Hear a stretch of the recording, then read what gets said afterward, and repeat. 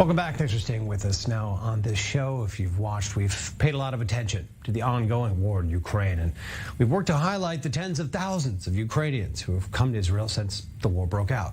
But there's apparently a very ugly side emerging now through a harrowing examination. Is this mass amount of abuse that's sliding under the radar of authorities here, or even perhaps being willfully ignored while perpetrators remain free, committing further crimes in the sector. And we're joined by Inna Lazareva, the investigative reporter for the Times of Israel. Very eye-opening piece that you've published this last week. So thanks for being with us on this. I mean, documenting cases of, to go hard-hitting rape, sexual harassment, workplace exploitation, abuses by women who, by and large, many of them have had their homes destroyed, their livelihood has disappeared.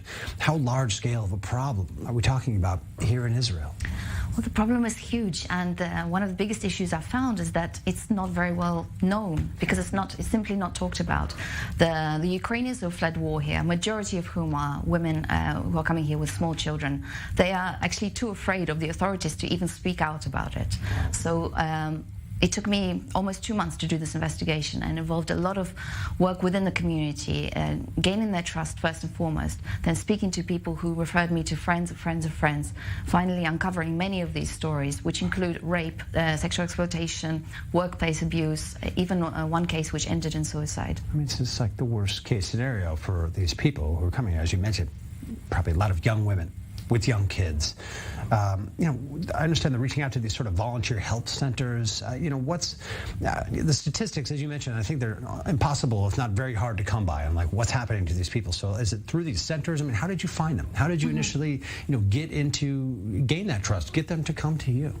In that sense, it was, I went through a number of people I would meet ordinarily in my home city of Ramat Gan, people I would meet through NGOs and activists in particular. One of the things that struck me in doing this investigation were the sheer number of citizen volunteers, people who take it upon themselves, despite having full-time jobs, despite having families, to, for instance, open up their homes to people who fled the war, or set up their homes as warehouses for donations, even open up a ulpan for free to teach people Hebrew. This is also flying under the radar. On a positive side of the story, I mean, this is being underreported at large. It is being underreported, and one of the core issues that I keep coming across is the deeply flawed policies that Israel has towards these refugees. Whereas in Europe, if you're fleeing the war in Ukraine, you are a refugee, you are accorded that status, you get help with housing, you get help with language classes, you have the right to work. In Israel, you get very, very little. In fact, any refugee that arrived here after the 1st of October is now ineligible to work. They can't earn a living. And if I understand, I mean, to date, and we're talking about tens of thousands of Ukrainians, I think some 18,000 who are still around here. I mean, it's hard to estimate perhaps, but that none have been offered refugee status, yes. Not one? Not a single one. And it's an ongoing problem. Right now, the spotlight is on Ukrainian refugees. 10 years ago, I was here reporting about Eritreans and Sudanese who are here. Also tens of thousands. It was a huge story at the time. Yeah, very, very few. It's a systematic policy. Governments come and go, but the policies remain. We're seeing the fallout of this.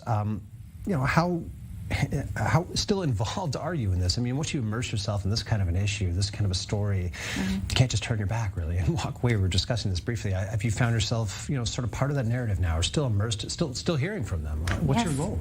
No, people are still contacting me about problems. For instance, one of the women I profile in my piece is Marina.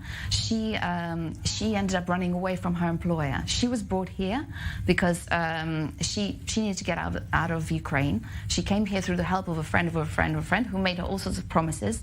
In end result, she ends up in a shared room in a moldy apartment, being forced to work 2 5-hour shifts of cleaning every day, and hand over almost half of her wages straight to her employer.